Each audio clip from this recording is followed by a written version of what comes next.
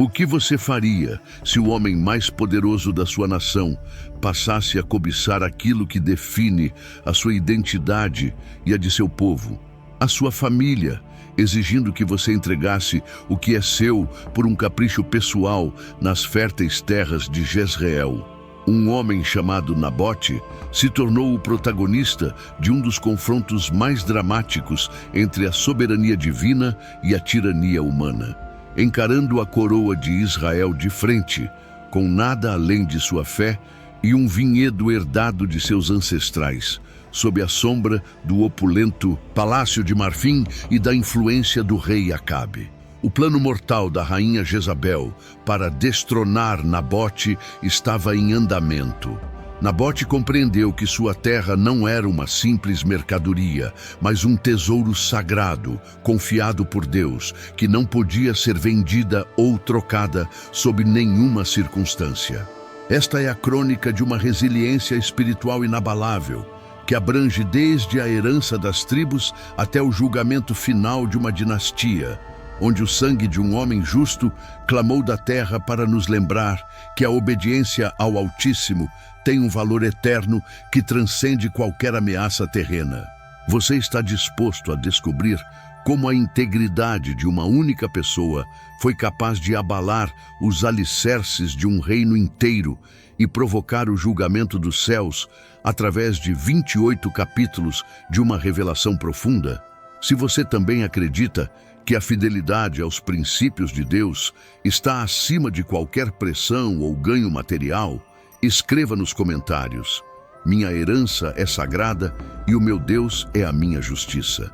Fique até o final para descobrir a revelação completa.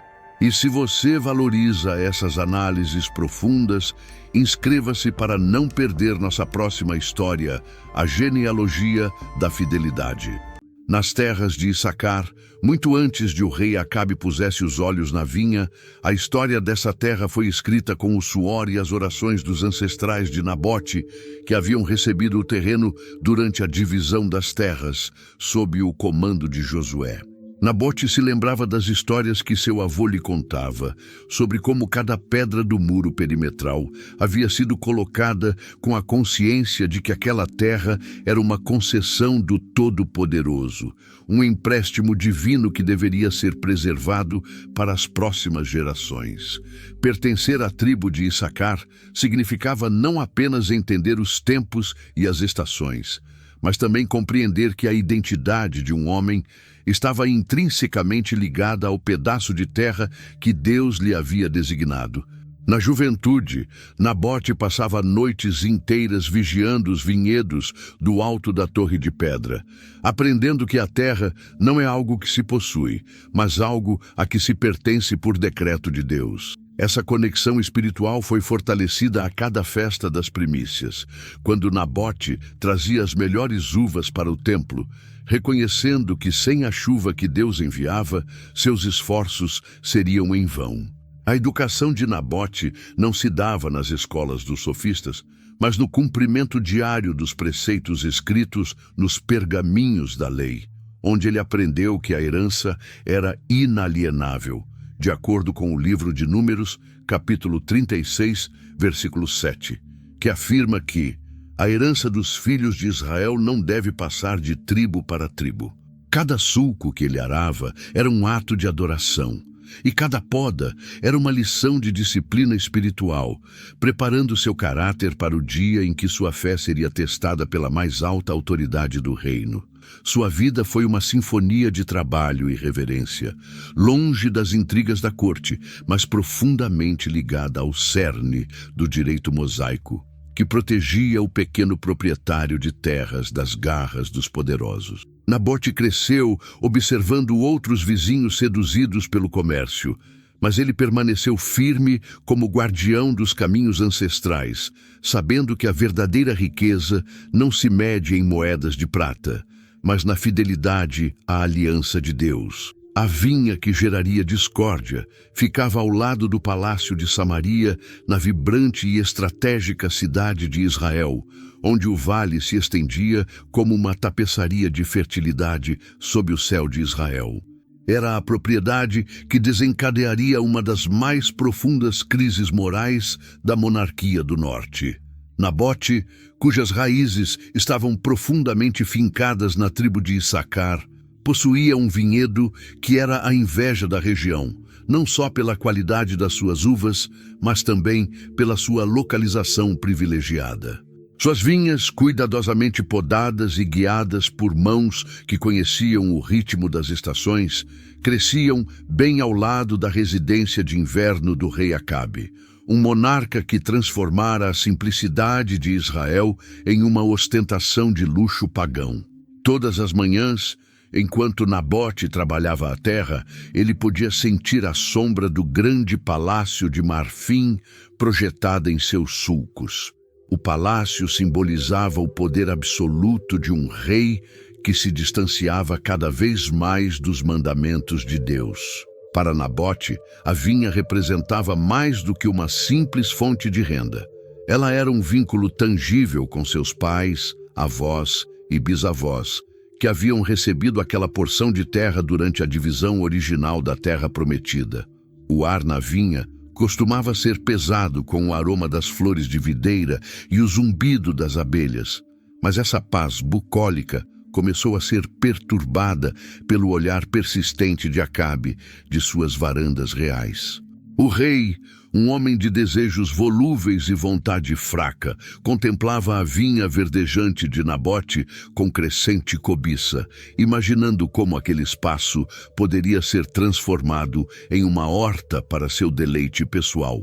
A proximidade da vinha com o palácio era para o monarca um incômodo estético e uma oportunidade de expansão, que seu poder o levou a acreditar que o merecia por direito.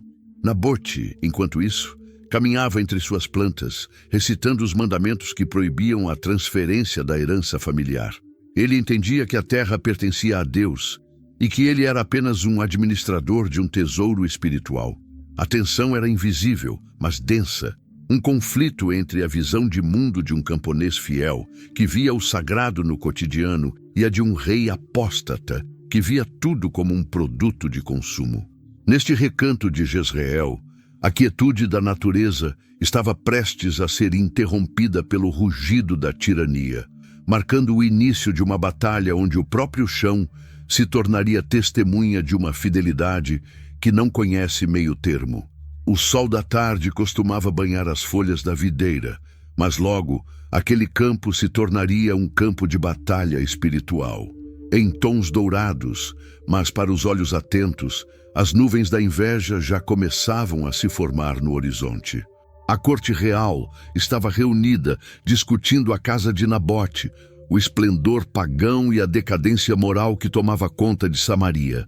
Enquanto Nabote cultivava sua espiritualidade nos campos, a poucos quilômetros de distância, na capital, o rei Acabe erguia um império de marfim, desafiando a simplicidade que Deus exigia para os governantes do seu povo. A corte de Acabe, agora um centro de influências estrangeiras, era dominada por mercadores de Tiro e Sidom, que desfilavam com tecidos tingidos de púrpura, especiarias exóticas e ídolos de metais preciosos, substituindo lentamente o altar do Deus vivo.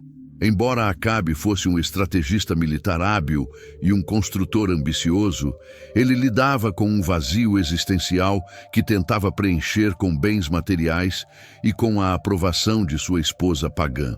O Palácio de Marfim, famoso nas crônicas por sua opulência, era o epicentro de uma cultura de consumo que ignorava os direitos dos pobres e desconsiderava os mandamentos da Torá. Os conselheiros do rei não eram mais profetas do Altíssimo, mas burocratas e sacerdotes de Baal, que justificavam qualquer capricho real como uma extensão do direito divino dos reis orientais. Neste ambiente de luxo, a noção de herança inalienável foi vista como algo antiquado, um estorvo que impedia o progresso urbano e as ambições expansionistas de Acabe. Cercado por riqueza, Acabe perdeu seu discernimento, esquecendo-se das advertências em Deuteronômio, capítulo 17, versículo 17, que proíbem acumular prata ou ouro para o benefício pessoal. A decadência moral se espalhou do trono para as camadas mais baixas da sociedade, criando uma classe aristocrática que desprezava a vida simples das tribos e seus valores. Jezabel, com seu carisma sombrio, transformou a corte em um culto à personalidade, onde a vontade do monarca era absoluta, e qualquer resistência religiosa era considerada sedição. Este contraste entre a devoção simples do povo e a sofisticação corrupta de Samaria preparou o cenário para um choque inevitável entre dois mundos que já não falavam a mesma língua espiritual. Acabe via na vinha de Nabote não apenas um pedaço de terra, mas um símbolo da resistência religiosa que ele queria esmagar para concretizar sua visão de um Israel moderno e paganizado. O contexto teológico da herança inalienável em Israel. Para compreender a magnitude da recusa de Nabote, é preciso mergulhar na teologia que regia a vida de todos os israelitas tementes a Deus. No pensamento bíblico, a terra não era uma mercadoria a ser comprada ou vendida, mas uma porção da soberania de Deus que havia sido confiada às famílias. O livro de Levítico, capítulo 25, versículo 23, resume esse conceito. A terra não será vendida para sempre, porque a terra é minha. Essa afirmação retirava dos reis a capacidade de serem governantes absolutos, colocando-os como meros vassalos do Rei do Universo. Acabe se tornou obcecado por essa realidade, e Nabote compreendeu que, ao vender sua vinha, ele estaria implicitamente declarando que o mandamento de Deus era negociável e que a autoridade do rei humano superava a do Criador. A lei do ano do jubileu era a garantia divina contra a acumulação de grandes propriedades e a proteção dos pobres, assegurando que cada família tivesse um meio de produção e uma ligação com sua história. Ao rejeitar a oferta de Acabe, Nabote estava defendendo o sistema social e econômico que Deus havia estabelecido para evitar a tirania e a pobreza extrema entre o seu povo. Para Acabe, entregar a vinha de Nabote significaria cometer um pecado de apostasia, uma quebra da aliança que afetaria não apenas o presente, mas também o destino espiritual das futuras gerações. A vinha de Nabote, portanto, não era apenas um pedaço de terra, mas um sacramento geográfico, um local onde a obediência se manifestava no cuidado com a terra dada por Deus. O conflito, então, não era sobre metros quadrados de solo fértil, mas sobre quem tinha a autoridade final sobre a vida e os bens do povo de Israel. Essa base teológica foi o que conferiu a Nabote força para falar com autoridade diante do monarca, lembrando-lhe que havia uma constituição celestial que o trono de Samaria não poderia ignorar impunemente. A vinha era o último bastião da lei mosaica, em contraste com a autocracia fenícia que Jezabel tentava impor. Nabote se tornou o sentinela, que se recusou a abandonar seu posto, sua integridade e sua fidelidade a Deus. Quando o rei Acabe finalmente decidiu agir conforme seu desejo, a atmosfera em Jezreel mudou drasticamente, passando da calma do campo para a turbulência política do palácio.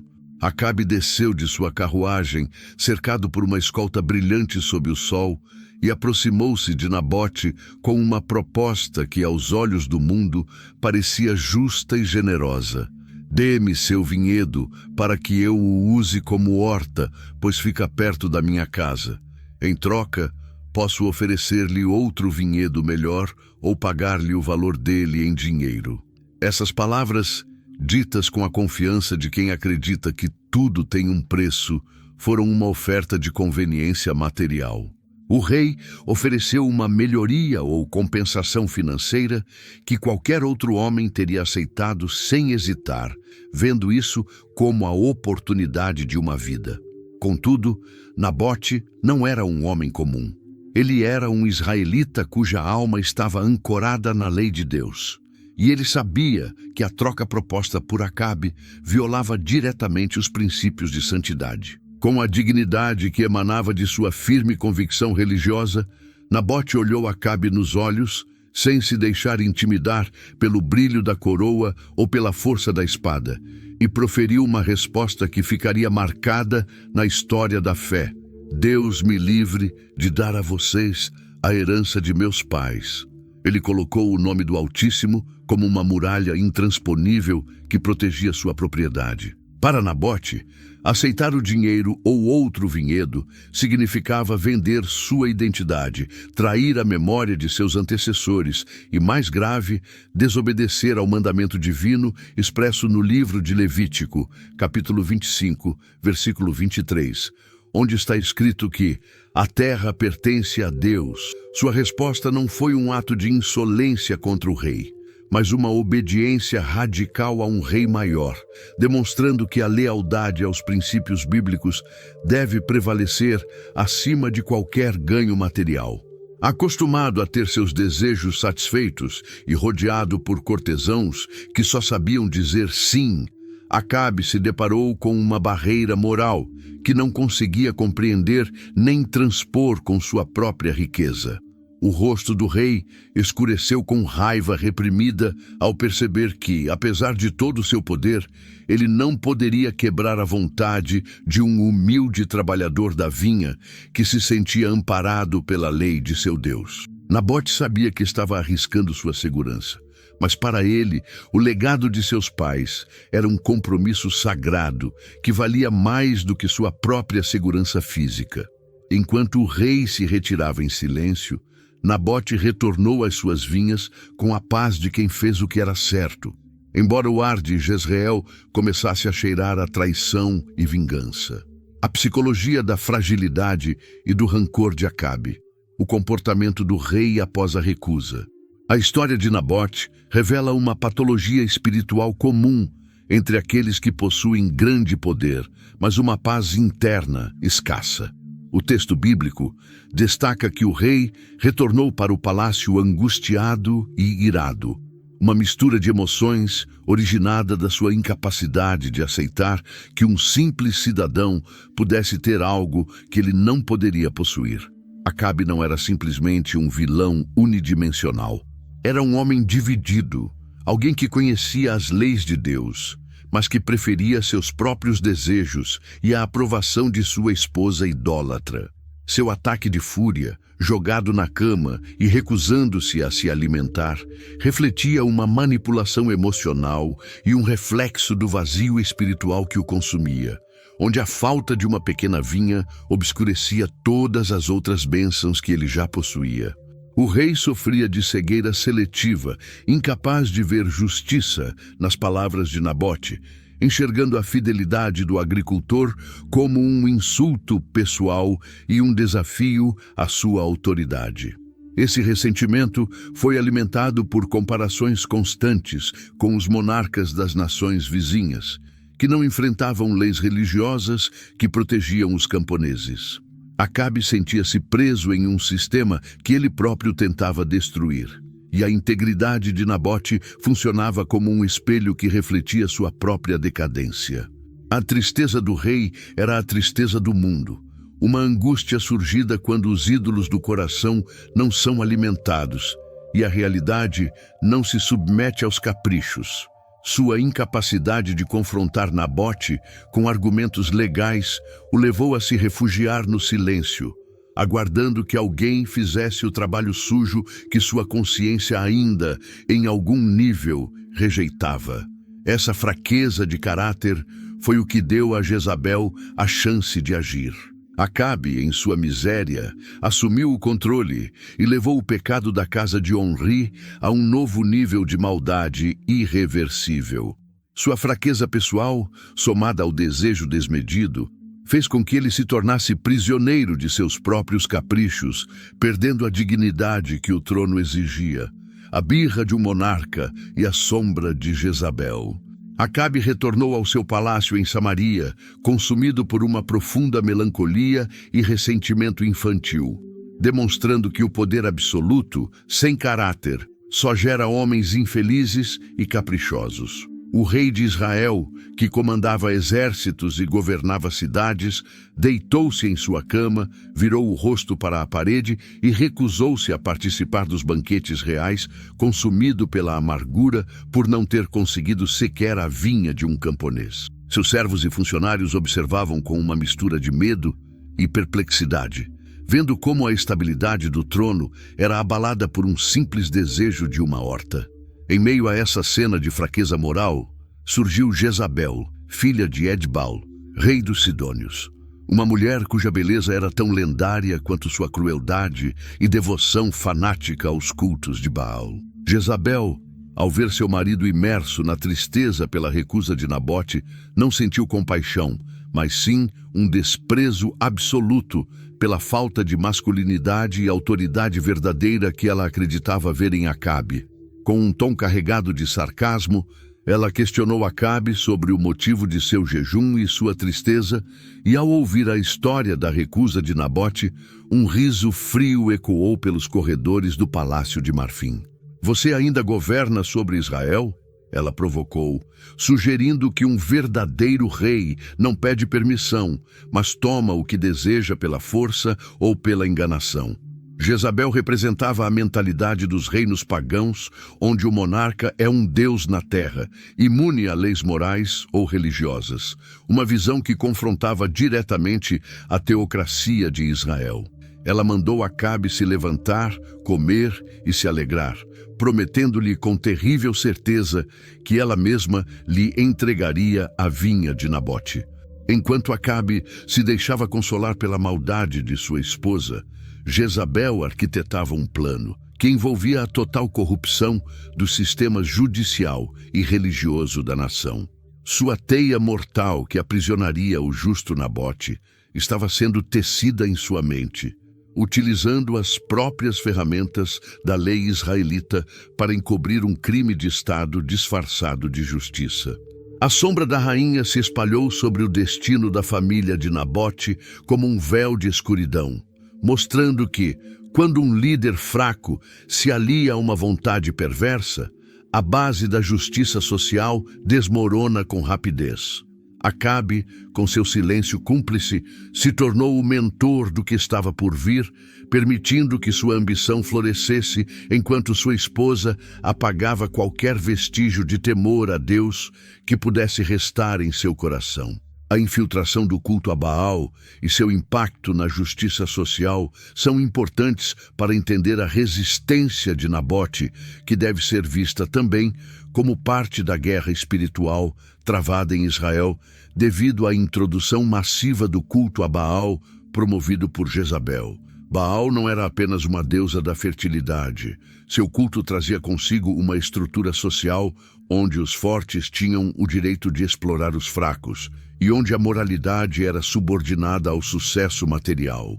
Os profetas de Baal ensinavam que o rei era a encarnação da divindade e que sua vontade era a única lei verdadeira, o que entrava em choque direto com a justiça social do Deus de Israel, que defendia os direitos dos pequenos proprietários. Nabote observava com tristeza a negligência do altar de Deus nas cidades vizinhas, enquanto os templos pagãos se enchiam de riquezas e pessoas em busca de favores rápidos. A influência de Jezabel corrompera muitos líderes em Jezreel, que começaram a ver a piedade de Nabote como uma fraqueza ou um obstáculo ao progresso econômico prometido pela aliança com povos pagãos. O culto a Baal promoveu uma cultura de imagem e prazer imediato, o que explicava por que Acabe estava tão obcecado por uma horta esteticamente perfeita, em vez de respeitar a vinha produtiva e sagrada de Nabote.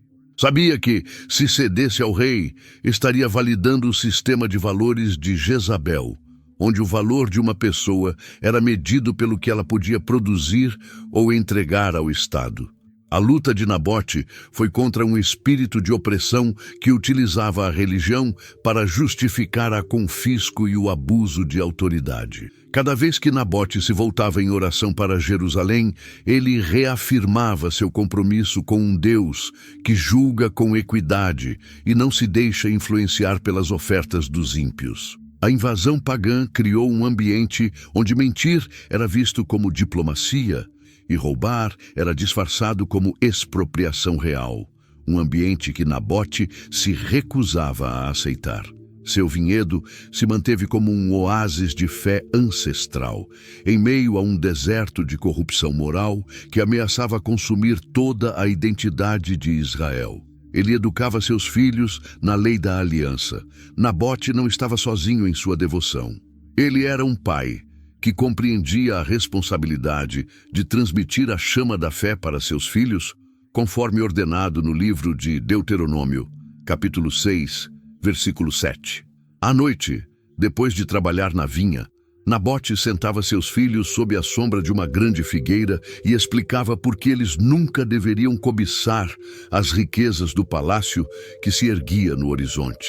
Ele os ensinava que a terra em que estavam era um testemunho da provisão de Deus desde os dias do Êxodo, e que cada cacho de uvas era um presente que trazia consigo a responsabilidade de cuidar do estrangeiro, do órfão e da viúva. Seus filhos cresceram, vendo que seu pai recusava ofertas lucrativas de mercadores da realeza, aprendendo que a integridade pessoal não tem valor de mercado e que a bênção de Deus é preferível à prata dos homens.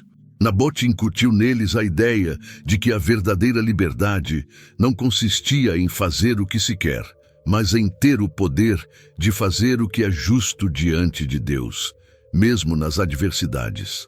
Ele lhes falou dos heróis da fé, como Gideão e Débora, que também lutaram para proteger a terra contra as influências estrangeiras, e advertiu-os de que o reinado de Acabe seria um teste enviado por Deus para ver quem permaneceria fiel. Os filhos de Nabote aprenderam a identificar plantas, a respeitar os ciclos da água e a honrar os limites do próximo, entendendo que o respeito à propriedade alheia era o alicerce de uma sociedade justa. Essa sólida educação permitiu que a família de Nabote permanecesse unida e firme, quando a pressão do palácio começou a se tornar um peso insuportável. Para os filhos de Nabote, seu pai não era apenas um agricultor, mas um sacerdote em sua própria casa, alguém que exemplificava a resistência pacífica contra a idolatria que ameaçava submeter Israel. O esquema do jejum e das falsas testemunhas começou a ser executado com uma eficiência administrativa arrepiante. Jezabel iniciou sua trama, escrevendo cartas em nome de Acabe e selando-as com o selo real, o que lhes dava a força de uma ordem irrevogável. Essas cartas foram enviadas aos anciãos e nobres de Jezreel, que deveriam ser os defensores da lei e protetores da justiça, mas haviam se tornado servos de um regime corrupto. As instruções de Jezabel eram claras e pérfidas. Realizar um jejum solene, uma cerimônia religiosa que sugeria um pecado nacional que precisava ser expiado para evitar a ira de Deus. No meio dessa assembleia de falsa piedade, Nabote deveria ser colocado em uma posição de destaque para que sua queda fosse pública e humilhante aos olhos de toda a comunidade. O plano exigia a participação de 2 homens de coração impuro, descritos no texto como filhos de Belial, dispostos a vender seu testemunho em troca de algumas moedas ou favores políticos. Essas falsas testemunhas deveriam se levantar durante o jejum e acusar formalmente Nabote de blasfêmia contra Deus e contra o rei, uma acusação que garantia a pena máxima de acordo com a lei de Moisés. Jezabel sabia muito bem, conforme o livro de Deuteronômio, capítulo 17, versículo 6, que o testemunho de pelo menos 2 pessoas era necessário para condenar alguém à morte, e ela estava disposta a fabricar essas provas. Os anciãos de Jezreel, movidos pelo medo da rainha ou pelo desejo de obter favores, concordaram em participar dessa farsa judicial, traindo seu vizinho e violando o 9º mandamento que proíbe o falso testemunho. Toda a cidade foi envolta em uma atmosfera de desconfiança e temor, onde a religião foi usada como uma máscara para encobrir assassinatos políticos e a justiça foi distorcida até se tornar uma ferramenta de opressão. Nabote, alheio à conspiração sendo forjada, compareceu à assembleia com a cabeça erguida, confiante de que sua vida íntegra seria a melhor defesa contra qualquer acusação. Ele não imaginava que os mesmos líderes com quem compartilhava o pão e as orações estavam conspirando para sua morte, transformando um ato de fé em um crime disfarçado de justiça. O palco estava preparado para um teatro de horrores, onde a verdade seria sacrificada em nome da conveniência real, demonstrando a profundidade da decadência de uma sociedade quando seus líderes perdem o temor a Deus. O silêncio cúmplice dos anciãos e nobres de Jezreel é uma das partes mais trágicas dessa história, pois esses líderes, que conheciam Nabote e sabiam de sua vida exemplar, escolheram se submeter ao poder real, abandonando a justiça. Ao receberem as cartas lacradas com o selo de Acabe, esses homens tiveram a chance de resistir e defender o inocente, mas preferiram a segurança do status social ao desconforto da verdade. O sistema judiciário de Israel, que deveria ser um refúgio para os oprimidos, transformou-se em uma armadilha mortal devido à falta de coragem daqueles que deveriam administrá-lo. Os anciãos de Jezreel representam aqueles que, por omissão ou conveniência, permitem que o mal prospere, justificando suas ações com a desculpa de que estavam apenas cumprindo ordens superiores. A corrupção, que não teve início no palácio, encontrou terreno fértil nos corações dos líderes locais, já corroídos pelo cinismo e pela busca de poder.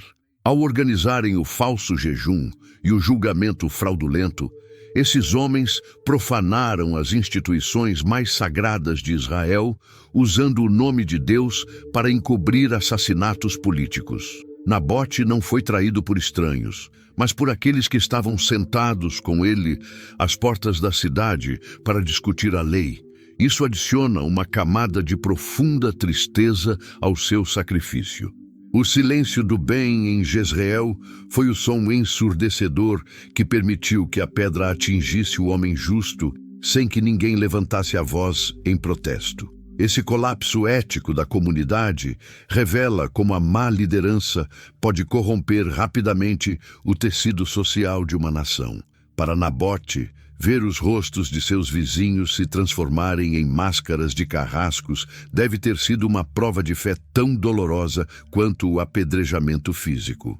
Contudo, sua fidelidade não dependia da lealdade dos homens, mas da imutabilidade de Deus, que observa cada juiz, corruptos e falsas testemunhas. A anatomia do jejum falso como ferramenta de manipulação política. O jejum decretado por Jezabel foi uma das manipulações religiosas mais cínicas registradas nas Escrituras, pois utilizou um ato de humilhação diante de Deus para preparar um ato de orgulho humano. O jejum em Israel era um apelo à reflexão nacional, sugerindo que havia um pecado oculto ou uma maldição que impedia o poder divino de se manifestar na terra. Ao colocar Nabote em uma posição de destaque durante esse jejum, Jezabel enviava uma mensagem subliminar ao povo. Nabote é a causa dos nossos problemas. Ele é o obstáculo à prosperidade do reino. Em regimes totalitários, a piedade pública é empregada para mobilizar o ódio em massa contra um indivíduo. O povo de Jezreel compareceu à assembleia esperando uma revelação espiritual, mas em vez disso, foi confrontado com uma execução disfarçada de legalidade religiosa. A rainha sabia que o povo estava profundamente religioso e usou esse sentimento para validar seu crime, apresentando a morte de Nabote como necessária para apaziguar a suposta ira de Deus pela blasfêmia que ele teria cometido. O crime de Nabote foi o crime perfeito, pois não necessitava de provas físicas, apenas o testemunho de duas pessoas que Jezabel facilmente comprou entre as camadas mais baixas da sociedade. O uso instrumental da fé revela o total desprezo da casa de Acabe pelo sagrado. tratando as leis divinas como profanas, usadas apenas como ferramentas de manipulação política. Nabote, no centro dessa farsa, manteve uma atitude de oração e silêncio, possivelmente evocando o livro dos Salmos, onde se fala dos ímpios que tecem redes para os justos. O falso jejum foi a sombra antes da tempestade, uma distorção da verdade que tentou manchar o nome de um homem justo antes de lhe tirar a vida. Mas Deus, que não pode ser zombado, viu além do jejum hipócrita e preparou uma resposta que denunciaria a farsa perante os olhos da história, expondo o papel dos filhos de Belial na destruição dos inocentes. As Escrituras mencionam especificamente que as duas testemunhas contra Nabote eram filhos de Belial, um termo que descreve homens moralmente falidos e destrutivos, completamente desprovidos do temor a Deus. Esses indivíduos eram a escória da sociedade, pessoas que por um motivo ou outro eram consideradas inúteis, dispostas a vender sua dignidade por uma recompensa mínima ou pelo simples prazer de fazer o mal. Jezabel sabia exatamente onde encontrar esse tipo de gente, pois seu próprio palácio estava repleto de oportunistas que aprenderam que mentir era o caminho mais rápido para ascender a sua sombra. Essas testemunhas representam o perigo de uma sociedade que deixa de valorizar a verdade objetiva e passa a valorizar apenas a utilidade do discurso para fins de poder. Quando esses homens se levantaram contra Nabote, não mentiram apenas sobre um indivíduo, mas atacaram os próprios alicerces da convivência humana e a santidade da justiça divina. O livro de Provérbios, capítulo 19, versículo 5, adverte que uma falsa testemunha não ficará impune.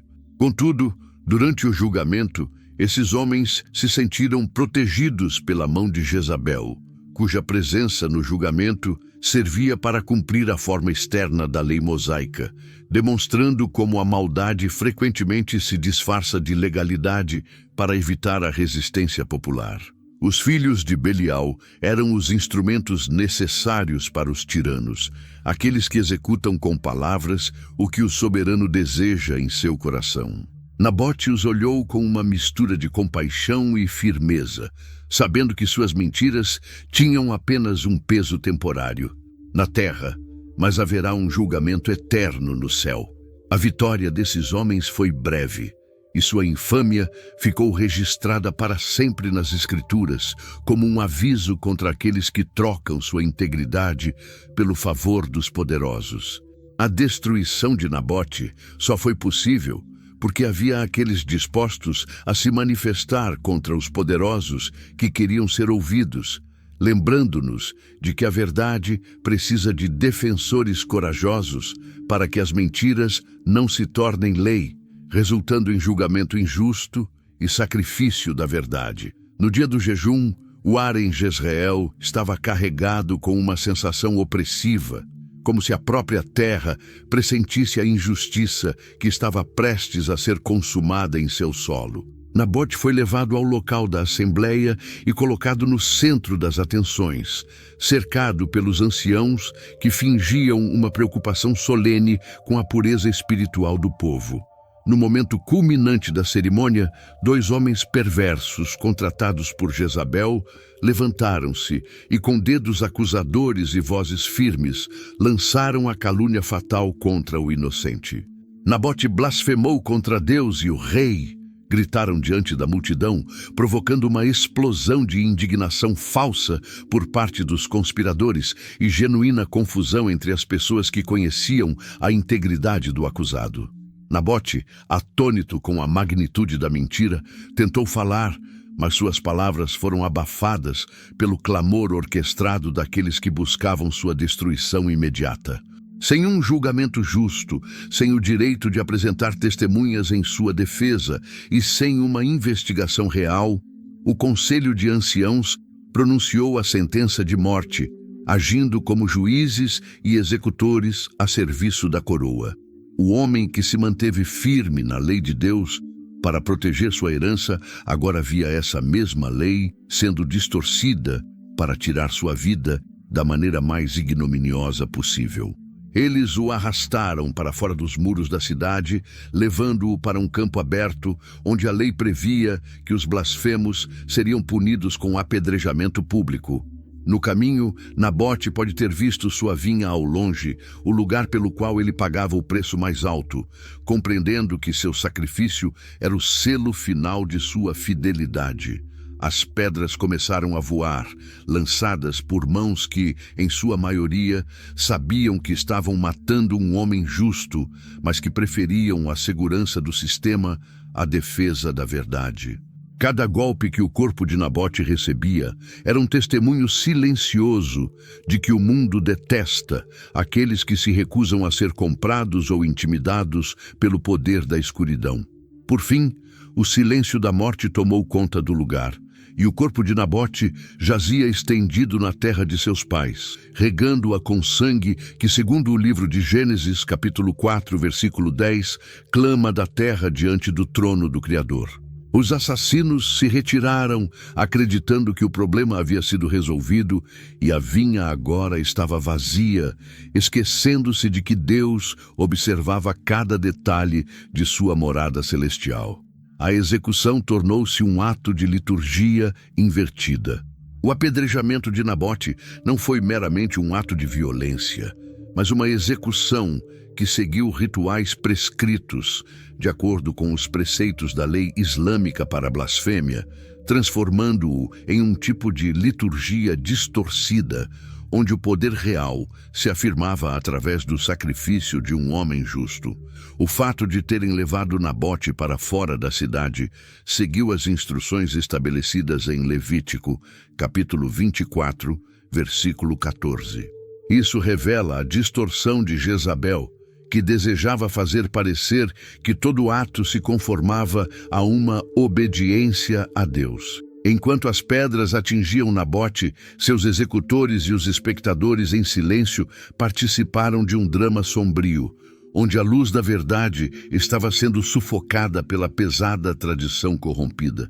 Nos momentos finais de sua vida, Nabote talvez tenha se lembrado das palavras dos profetas que chamaram Israel ao arrependimento, vendo sua morte como o clímax de uma rebelião nacional contra o Todo-Poderoso. Cada pedra que caía representava uma rejeição das leis que Nabote defendia e uma adesão à nova ordem mundial que Jezabel promovia. O sangue de Nabote, ao tocar a terra de Jezreel, consagrou aquele solo que ele se recusara a vender, transformando-o em um altar de testemunho que nenhum rei poderia purificar. A brutalidade do apedrejamento evidencia a dureza de uma sociedade que perdeu a capacidade de discernir entre o bem e o mal. Nabote morreu, talvez, perdoando aqueles que não sabiam o que faziam, mas seu sangue possuía uma voz única que Deus prometeu ouvir. Essa execução foi, à primeira vista, a maior derrota para a justiça, mas, na realidade, foi o catalisador para a queda da casa de Acabe. O céu estava em silêncio enquanto as pedras caíam, mas esse silêncio era o prelúdio para o trovão do julgamento divino que se aproximava. O corpo de Nabote, fisicamente destroçado, se manteve como um monumento à integridade espiritual, demonstrando que o espírito de um homem fiel não pode ser esmagado pela matéria bruta. A tragédia da família de Nabote não terminou com sua morte. A ambição de Jezabel era tão meticulosa quanto sua maldade, e ela sabia que, para que o rei tomasse posse legal da terra, nada poderia restar de herdeiros que pudessem reivindicar a sucessão. Em um ato de crueldade, muitas vezes invisível, em uma leitura apressada, a máquina de matar da rainha se estendeu aos filhos de Nabote, erradicando a linhagem do fiel viticultor da face da terra, como sugerido em 2 Reis, capítulo 9, versículo 26. O sangue dos filhos de Nabote foi derramado naquela mesma noite de conspiração e violência. Podemos imaginar a cena terrível de uma família que, após saber da farsa judicial contra o pai, foi perseguida e executada para eliminar qualquer possibilidade de litígios futuros sobre a propriedade. O vinhedo, que deveria ser um legado de bênçãos para as gerações futuras, tornou-se a razão para o extermínio da família, mostrando que a ganância dos perversos não tem limites e não respeita a vida dos inocentes. Os jovens, que haviam aprendido com seu pai a amar a lei de Deus e a valorizar a herança dos ancestrais, tornaram-se mártires ao lado dele, deixando a casa de Nabote vazia, com seu nome aparentemente apagado da história. Essa tática de terra arrasada empregada por Jezabel não buscava apenas ganhos materiais, mas também enviava uma mensagem aterrorizante para todo Israel. Ninguém poderia se opor à vontade real sem enfrentar a destruição completa de sua casa.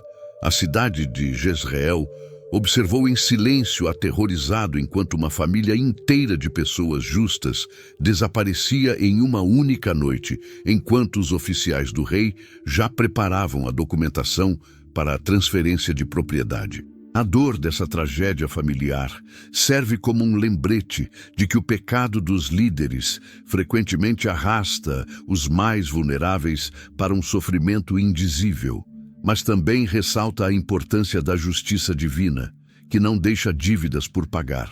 Deus, como defensor dos órfãos e das viúvas, registrou cada vida perdida e cada lágrima derramada, preparando uma resposta proporcional à magnitude desse genocídio familiar.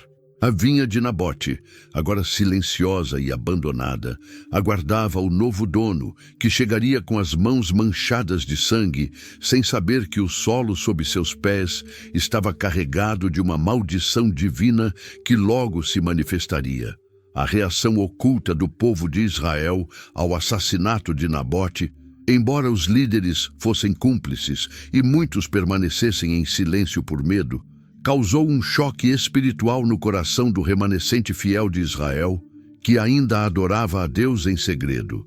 Nas aldeias vizinhas e nas montanhas distantes de Efraim, a história de Nabote era discretamente considerada como o exemplo supremo do que significava ser um verdadeiro filho de Abraão, especialmente em tempos de apostasia. O crime de Jezabel tornou-se o ponto de virada para muitos que estavam indecisos entre Baal e o Senhor, pois a injustiça foi tão evidente que desmascarou o paganismo, revelando sua falsa prosperidade. O povo começou a perceber que o sistema imposto por Jezabel não apenas trazia ídolos estrangeiros, mas também confiscava as terras e a vida de seus vizinhos mais respeitados. Esse descontentamento silencioso formou a base para o surgimento de profetas como Elias e Eliseu, que encontraram apoio para suas missões de restauração nacional. A morte de Nabote semeou a semente da resistência, uma ética que floresceria anos mais tarde na Revolução de Jeú, demonstrando que o martírio nunca é estéril no plano de Deus. Os israelitas que ainda liam a lei em suas casas entenderam que Nabote caiu por defender a herança e perceberam que nenhum de seus campos estava seguro sob o reinado de Acabe. A vinha de Nabote transformou-se num símbolo de luta pela justiça social e pela liberdade religiosa, unindo os corações dos oprimidos por uma causa comum. O impacto sociológico do crime de Jezabel revela que, quando o mal ultrapassa certos limites, ele acaba cavando a própria sepultura, despertando a consciência das massas. Nabote, mesmo em seu túmulo, continuou a pregar um sermão mais poderoso do que qualquer discurso dos falsos profetas do palácio, convocando a nação a retornar às suas raízes de fé. Quando a notícia da execução de Nabote finalmente chegou a Jezabel, ela soube por meio de um mensageiro que trouxe as notícias dos anciãos de Jezreel. A rainha não perdeu tempo, correndo imediatamente para os aposentos de Acabe. Com uma voz repleta de triunfo malévolo, anunciou ao rei que não havia mais obstáculos em seu caminho. Levante-se, tome posse da vinha de Nabote, o jezreelita, que ele se recusou a te dar por dinheiro, pois agora Nabote está morto, disse ela. Jezabel não pediu detalhes sobre a morte e não demonstrou nenhum remorso pela vida perdida de seu súdito. Pelo contrário, o rei passou instantaneamente da depressão para uma euforia gananciosa. Levantou-se da cama, vestiu suas roupas reais e ordenou que seu carro fosse preparado para que ele pudesse finalmente reivindicar o que considerava sua recompensa pela paciência que tivera. A jornada de Samaria a Jezreel foi longa, e Acabe a percorreu imaginando como transformaria a vinha de Nabote em um jardim dos sonhos, que seria a inveja de outros reis. Ao chegar à vinha, o monarca caminhou entre as plantas que Nabote havia podado pela última vez, sentindo o prazer da posse absoluta e a satisfação de ter derrotado um homem de fé. Ele se sentiu poderoso, acreditando que sua posição o tornava intocável e que o silêncio dos mortos garantia sua impunidade eterna. Acabe vagava sem rumo entre os caminhos da vinha como um conquistador, alheio a cada passo dado naquela terra, que na realidade estava sendo um testemunho condenatório perante o tribunal celestial. O rei começou a dar instruções aos seus jardineiros e arquitetos, planejando sistemas de irrigação e o layout das novas hortaliças, celebrando um banquete de ambição naquela terra que ainda carregava o aroma do trabalho justo. Acabe não percebeu que o ar estava pesado, impregnado por uma presença sagrada que não toleraria tamanha profanação por muito tempo. O pecado de Acabe não foi apenas o desejo, mas a aceitação ativa do benefício adquirido por meio de assassinato e mentiras, tornando-o tão culpado quanto se ele mesmo tivesse lançado as pedras. Sua alegria era uma ilusão passageira, uma máscara que ocultava o abismo prestes a se abrir sob seus pés, enquanto ele desfrutava de um chão que nunca poderia pertencer ao reino espiritual. Enquanto o rei se deleitava com sua nova posse, o profeta de Deus já estava recebendo a ordem de interromper sua celebração com uma mensagem que transformaria seu jardim de recreio em um palco de julgamento. O Vale de Jezreel, um dos lugares mais importantes da geografia bíblica, tornou-se o cenário para um confronto entre a santidade da herança e o pecado da expropriação. Este vale, conhecido por sua extraordinária fertilidade, agora seria palco de uma batalha espiritual, simbolizando a constante ameaça do mal à vida dos justos. Deus escolheu esse local específico para que o confronto fosse visível a todos, demonstrando que sua justiça não se esconde, mas age diretamente no coração do conflito humano. A terra de Jezreel, que antes testemunhou a vitória de Gideão sobre os midianitas, agora assistiria a uma vitória diferente, a vitória de um homem que preferiu morrer a entregar sua alma. A fertilidade da vinha de Nabote contrastava fortemente com a esterilidade espiritual do palácio de Acabe, sugerindo que a verdadeira vida vem da obediência a Deus e não da acumulação material. Para os viajantes que cruzavam a rota comercial no vale, a vinha de Nabote tornou-se um ponto de referência, uma lembrança obrigatória do homem que disse não ao rei. A geografia sagrada de Israel foi marcada para sempre por esse evento, conectando a cidade de Jezreel ao julgamento final sobre a casa de Acabe e a execução de Jezabel. O Vale de Jezreel, com sua beleza natural, serviu como tela onde Deus pintou uma lição eterna sobre a responsabilidade dos governantes e o valor da propriedade privada, protegida pelo pacto divino. Nabote compreendeu que a terra não lhe pertencia para ser dada a outros, pois ele fazia parte da terra que Deus havia santificado para o seu povo. E essa ligação geográfica era inquebrável. Quando Acabe se sentia mais seguro e satisfeito no meio da vinha de Nabote, uma figura austera e poderosa apareceu à entrada da propriedade, quebrando a atmosfera de complacência real. Era Elias, o tisbita, o homem cuja presença fazia reis tremerem e cuja mensagem era como fogo que consumia a hipocrisia. Deus havia falado com Elias no deserto, enviando-o a Jezreel com uma missão específica: confrontar o assassino no local do crime. Ao ver o rosto do profeta, Acabe empalideceu, e sua alegria se transformou em terror visceral, algo que ele não conseguiu esconder de seus servos. "Você me encontrou, meu inimigo", exclamou o rei, revelando que no fundo de sua alma ele sabia que seu pecado o alcançara e que Elias não era seu inimigo pessoal, mas o mensageiro da justiça divina. Elias não hesitou, nem demonstrou medo diante da investidura real. Suas palavras foram como flechas disparadas diretamente no coração do monarca.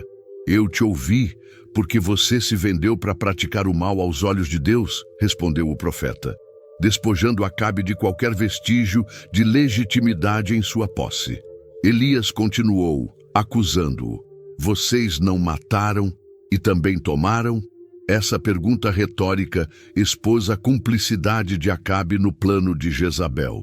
No meio da vinha que Nabote defendia com sua vida, o profeta anunciou o julgamento celestial com uma clareza aterradora. "No mesmo lugar onde os cães lamberam o sangue de Nabote, os cães lamberão também o seu sangue, o seu próprio sangue." O julgamento foi poético e preciso, estabelecendo uma lei de retribuição, onde o lugar do pecado se tornaria o lugar do castigo. De repente, Acabe se viu despojado de sua autoridade, sentindo-se pequeno e indefeso sob o olhar daquele que representava o Rei dos Reis. A vinha de Nabote não era mais um simples campo de cultivo, mas um tribunal onde a sentença do Todo-Poderoso foi pronunciada de maneira irrefutável. O confronto evidenciou que o poder político é apenas uma sombra diante da autoridade moral de Deus, e que nenhum jardim é grande o suficiente para esconder um homem do olhar de seu Criador. O julgamento contra a casa de Acabe, transmitido através das palavras de Elias, não se limitou ao rei, mas se espalhou como uma maldição por toda a sua linhagem, garantindo que o mal que haviam semeado retornaria a eles de maneira devastadora. "Eis que trarei o mal sobre vós, destruirei sua descendência e aniquilarei todos os homens em Israel, tanto escravos como livres", proclamou o profeta, decretando o fim da casa de Onri. Elias comparou o destino da família de Acabe ao de Jeroboão e Baasa, os reis que foram apagados da história por causa de sua idolatria e violência, deixando claro que Deus não permitiria tal corrupção permanecer no trono. Quanto a Jezabel, a mulher por trás do plano de morte, a palavra de Deus era implacável. "Os cães devorarão Jezabel junto ao muro de Jezreel." Essa profecia de uma morte desonrosa, sem sepultamento, era uma punição direta para quem desprezara a vida humana e a lei divina com tanta arrogância. O profeta também advertiu que qualquer descendente de Acabe que morresse na cidade seria devorado pelos cães, enquanto aqueles que morressem no campo de batalha seriam devorados pelas aves do céu, negando-lhes até mesmo o direito de um sepultamento digno.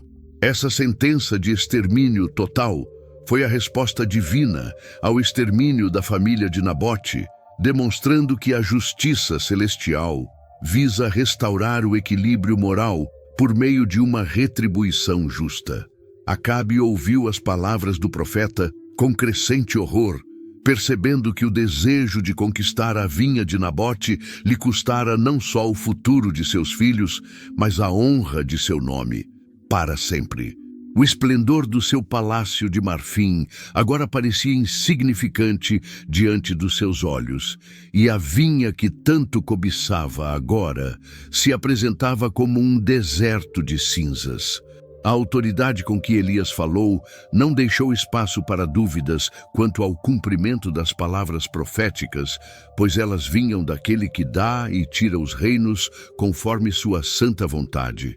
A casa de Acabe, que se julgava invencível após décadas de poder e riqueza, foi condenada num instante pelo testemunho de sangue de um homem justo que se recusou a se submeter. A palavra de Deus permaneceu no ar de Jezreel, aguardando o momento apropriado para ser cumprida e purificar a terra da iniquidade dos governantes apóstatas. No entanto, algo surpreendente aconteceu diante da magnitude do julgamento anunciado por Elias. Acabe, o rei entregado à maldade, sentiu um terror sagrado que o levou a um arrependimento genuíno e exterior. Ao ouvir as palavras do profeta, ele rasgou suas roupas, vestiu um cilício, jejuou, dormiu em cinzas e caminhou com passos lentos e humildes, demonstrando ao mundo que seu espírito havia sido quebrado sob o peso da repreensão divina. Por um breve momento, o homem orgulhoso que desafiara Nabote desapareceu, dando lugar a um pecador convicto, buscando desesperadamente perdão ou, ao menos, algum alívio para sua sentença. Deus, que vê os corações humanos, não ignorou esse gesto de humilhação, demonstrando que sua justiça é sempre temperada com graça, oferecendo até mesmo aos mais caídos a oportunidade de redenção. O Senhor falou novamente com Elias, em um tom que refletia sua natureza compassiva. Você viu como Acabe se humilhou diante de mim? Pois ele se humilhou diante de mim. Não trarei mal em seus dias, mas nos dias de seu filho trarei o mal sobre sua casa.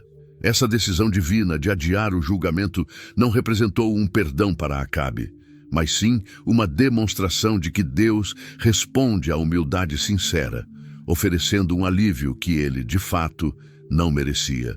Nabote, desde a eternidade, viu o Deus por quem morreu, empunhando a balança da justiça com uma sabedoria que transcende a compreensão humana. Mesmo que seu assassino tivesse tido a chance de se arrepender, Acabe viveu o restante de seus dias com a consciência pesada. Sua sentença pairava sobre sua cabeça por um fio de misericórdia, embora sua natureza inconstante logo provasse que ele acabaria retornando à desobediência. Este episódio revela uma verdade fundamental. Deus não se alegra com a destruição, mas com a transformação do coração, mesmo que as consequências sejam graves. As consequências terrenas dos pecados graves frequentemente precisam seguir seu curso. A vinha de Jezreel permanece como um testemunho disso, enquanto a trégua divina ainda se mantinha. Mas enquanto isso, Jezabel continuava em sua obstinação, selando seu próprio destino trágico. A paciência de Deus é um mistério que nos convida à reflexão, lembrando-nos de que ninguém está tão perdido que não possa pedir misericórdia. No entanto, o julgamento final é inevitável para aqueles que persistem em rejeitar a luz. A história de Nabote revela uma verdade profunda sobre a interconexão entre o direito de propriedade e a liberdade espiritual no contexto bíblico. Um homem que não possui uma herança segura é um homem que pode ser facilmente manipulado ou escravizado pelo Estado ou pelos poderosos. É por isso que a lei de Deus protege a propriedade com tanto zelo, garantindo que as famílias possam manter sua liberdade perante Deus e não dependam dos caprichos de um monarca terreno. Nabote não estava apenas defendendo um bem material, mas sim sua capacidade de ser um homem livre perante Deus, que lhe concedeu a terra como uma herança santificada para seu povo. A liberdade espiritual de Israel estava profundamente ligada ao direito de cada família viver em paz, sob sua própria figueira, sem medo, como descrito em Miqueias 4:4. Quando Acabe tentou adquirir a vinha de Nabote, ele não estava apenas buscando uma propriedade, mas buscando transformar Nabote em um súdito do palácio, alguém que dependeria da generosidade do rei, ao invés de contar com a provisão direta de Deus através da terra. A resistência de Nabote representava um ato de soberania individual, uma afirmação de que todo cidadão no reino de Deus possui direitos que nenhum governante pode suprimir. Esse princípio é essencial para compreendermos por que a Bíblia enfatiza tanto a justiça nas transações comerciais e o respeito pelos limites.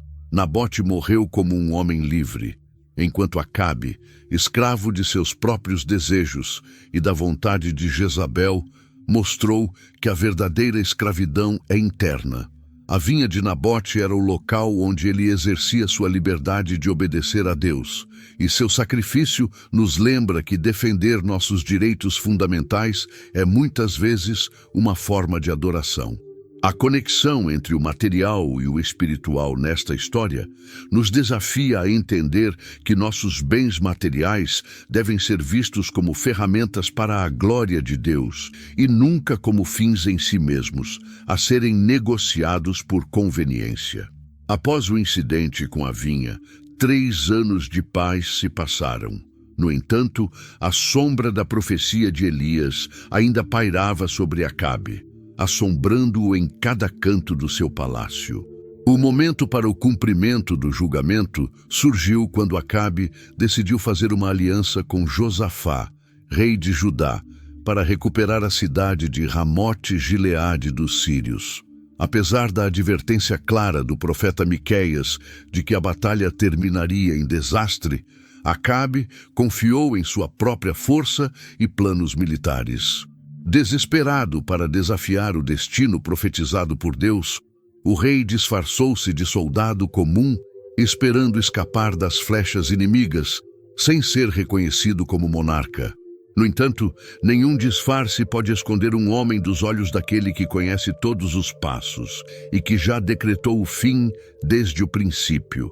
Durante o combate, um soldado sírio disparou uma flecha ao acaso, sem um alvo específico, mas guiado pela mão da justiça divina, o projétil acertou diretamente a pequena abertura entre as placas da armadura de Acabe. O rei, gravemente ferido, foi levado em sua carruagem, vendo sua vida se esvair gota a gota enquanto a batalha prosseguia. Ele continuava a rodar em torno de seu veículo, o mesmo onde tantas vezes celebrara suas vitórias mundanas. Ao pôr do sol, Acabe morreu, e seu sangue se espalhou pela carruagem, criando uma cena horrível que lembrava o sangue de Nabote derramado em Jezreel.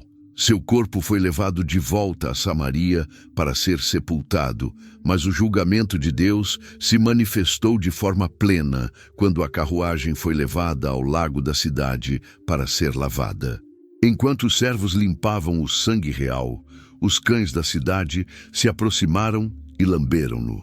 Assim como a palavra do Senhor havia profetizado, o homem que roubou a herança do justo acabou perdendo sua própria vida e sendo desonrado da mesma maneira que desonrou seu súdito.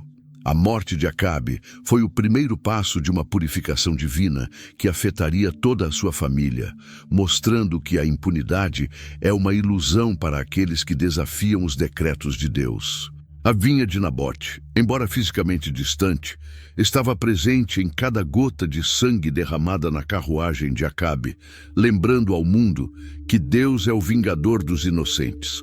Anos após a morte de Acabe, o julgamento contra seus descendentes alcançou seu auge com a ascensão de Jeú, um oficial militar ungido por Eliseu para ser o instrumento da ira divina contra a casa de Onri. Jeú, conhecido por sua determinação implacável, avançou em direção a Jezreel com a missão de exterminar a linhagem de Acabe, sem permitir atrasos ou negociações. Naquele momento, Jorão, filho de Acabe, governava Israel e estava em Jezreel, se recuperando de ferimentos de guerra, acompanhado pelo rei Acasias de Judá. O encontro decisivo entre Jeú e o herdeiro do trono ocorreu por providência divina, precisamente na terra que antes pertencera a Nabote. Quando Jorão saiu ao encontro de Jeú, perguntando se havia paz, Jeú respondeu com uma dura denúncia contra a feitiçaria e fornicação de Jezabel, deixando claro que o tempo da paciência divina havia se esgotado. Durante a tentativa de fuga de Jorão, Jeú disparou uma flecha com precisão, atravessando o coração do rei e matando-o instantaneamente no mesmo local onde a antiga injustiça ocorreu. Jeú, então, deu a ordem ao capitão Becar para que o corpo de Jorão fosse levado e lançado no campo de Nabote, lembrando-se das palavras que o Senhor havia proferido. Certamente vi ontem o sangue de Nabote e o sangue de seus filhos, e eu vos retribuirei neste mesmo campo. Este ato de justiça poética fechou o ciclo de violência iniciado pela fúria de Acabe por causa da vinha, demonstrando que Deus tem uma memória infalível quando se trata de injustiça. O campo de Nabote, que havia sido tomado através de engano e assassinato, tornou-se agora o leito de morte do filho do opressor que tentava reivindicar a propriedade que o céu havia concedido aos justos. O sangue da família de Nabote foi finalmente vingado na terra que eles amavam. Enquanto Jeú seguia em sua marcha implacável para completar a purificação da casa real, a história da vinha chegava à sua conclusão mais sangrenta. Isso nos lembra que o pecado não afeta apenas o transgressor imediato, mas também deixa um rastro de consequências que se estende às gerações futuras, a menos que haja um arrependimento genuíno. Jezreel foi o palco onde a coroa foi jogada ao pó, demonstrando que o Rei dos Céus é o único legítimo proprietário de toda a terra. Com a morte de Acabe, a era de Jezabel se aproximava do fim.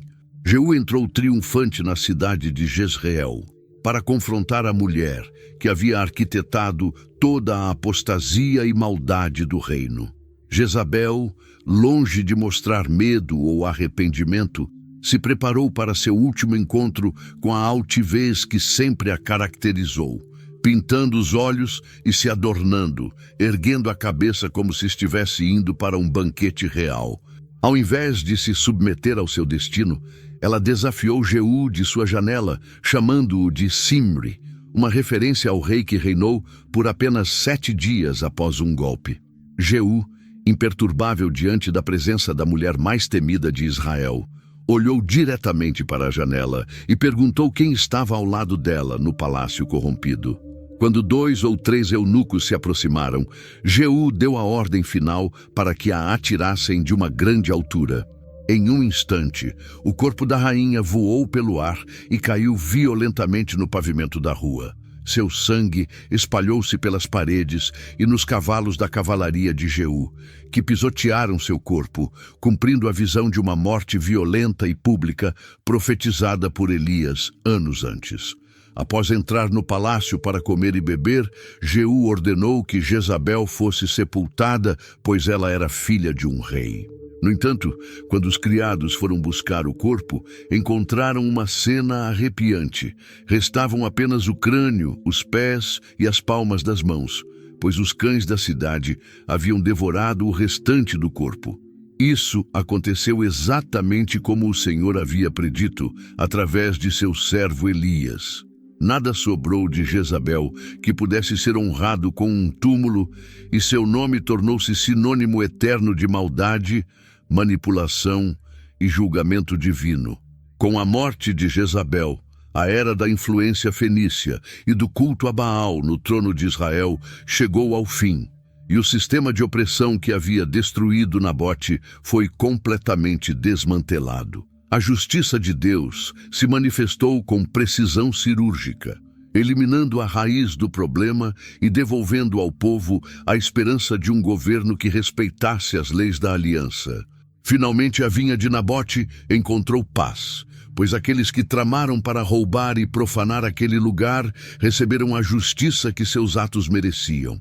A história nos ensina que, embora o mal possa parecer estar assentado em tronos elevados, cercado de luxúria, seu fim está certo e decretado por aquele que ama a justiça e abomina a opressão dos inocentes. O eco eterno do sangue de Nabote continua a clamar por justiça divina. Para finalizar essa análise, devemos refletir sobre o impacto duradouro do sangue de Nabote, uma força espiritual que não terminou com a queda da casa de Acabe, mas segue ecoando por toda a Escritura. O Salmo 9:12 nos lembra que Deus exige justiça pelos inocentes e não se esquece dos gritos dos aflitos. Esta promessa foi cumprida fielmente em Jezreel. O sangue de Nabote ligou a sua história a de Abel e a todos os profetas assassinados por um sistema corrompido, criando um clamor por justiça que só será plenamente atendido no julgamento final. Essa história nos ensina que nenhum ato de fidelidade, por mais insignificante que pareça, passa despercebido pelo Criador. Mesmo o menor dos campos onde a fidelidade é defendida se torna um testemunho eterno. O martírio se transforma na semente de restauração. Nabote se tornou um símbolo do justo, perseguido em todas as épocas. Aqueles que compreendem a grandeza desse ato sabem que o mundo não é digno deles e que sua verdadeira herança está reservada no céu. Suas vidas nos desafiam a refletir sobre o que estamos cultivando em nossa própria vinha espiritual e se estaríamos dispostos a defendê-la com a mesma determinação caso o poder deste mundo tentasse tomá-la. A verdadeira vitória não foi de Acabe, que apenas desfrutou de sua terra por um breve e amargo momento, nem de Jezabel, cujo nome foi apagado, não pelos cães da cidade, mas por Nabote, cujo testemunho permanece vivo em cada palavra dessa história. No caso de Nabote, a justiça de Deus serve como uma garantia para todos os oprimidos, mostrando que o mal tem um prazo de validade e que a fidelidade será recompensada com uma recompensa eterna. A vinha de Jezreel permanece no mapa da fé, não apenas como um pedaço de terra, mas como o altar onde um homem comum se tornou um gigante espiritual, escolhendo a morte em vez de sucumbir à tirania. Esse ato de desobediência nos deixou um legado de luz que nenhuma escuridão jamais poderá apagar. Depois de uma longa jornada pelos vales de Jezreel e pelos corredores de Samaria, a vinha de Nabote surge não apenas como um fragmento de terra, mas como o lugar onde a fidelidade triunfou sobre a tirania. O sangue de Nabote, derramado por mãos injustas, tornou-se a semente de um julgamento divino que restaurou a santidade da aliança em Israel, lembrando-nos de que Deus nunca é um espectador indiferente ao sofrimento de seus filhos. Hoje, a vinha floresce novamente no espírito de cada crente que decide que sua integridade é inegociável e que sua herança espiritual é intocável diante das pressões deste mundo. Que a imagem de Nabote, firme diante da coroa, nos inspire a valorizar o que Deus nos confiou com confiança e paixão, sabendo que no final não são os palácios de marfim para aqueles que permanecem fiéis, mas o fruto eterno da obediência radical.